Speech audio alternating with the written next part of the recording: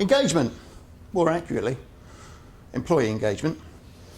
Now, employee engagement is a concept that reflects the strength and values of the relationship between an employer and employee, particularly from the employee's perspective. Companies focus on this as a particular measurement, often see the workplace approach can result in the right conditions for the employee to contribute more. They are committed to their organisation's goals and values, motivated to contribute to organisational success, and have an enhanced sense of their own well-being as well. Employees want to know that they matter. They also want to know that what they do matters. The employee wants feedback and communication. If you don't get the feedback and communication, that can leave them to be less engaged to perform. The employee wants to be valued, and the employee wants to see the benefit, not necessarily financial, but what they do has an effect on the organisation. That warm, fuzzy feeling of a great job done. It's the small things that matter. You use tools for employee engagement, such as staff surveys, to gauge how staff feel about the organisation and how they tick.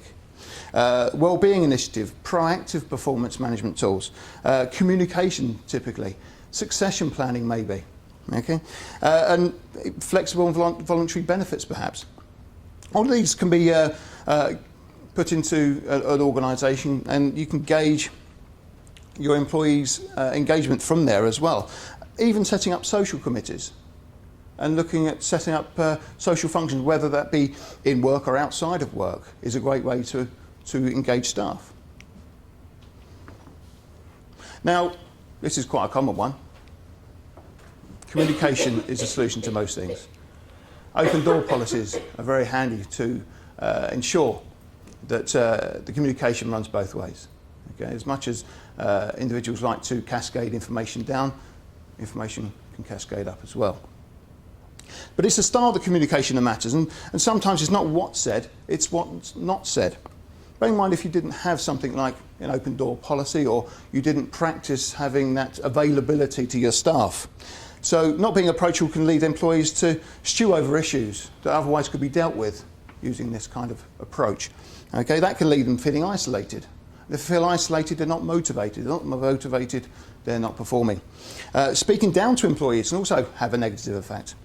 Having an open door policy or being contactable if you're working remotely or not necessarily in the office all the time removes that ivory tower view that some people have as well. A good practice to have this policy statement, but it doesn't necessarily need to stop there. You all have meetings with employees, and when you do, ending that meeting with, if you need a chat, you know where I am. If you've got any questions, give me a call. Those little things, they're great. Whether that be as a group meeting or even one-to-ones. Being available helps. That way you can gauge the mood of employees as much as they can get access to you to communicate. It also helps remove I wasn't able to tell you, and you were never free issues.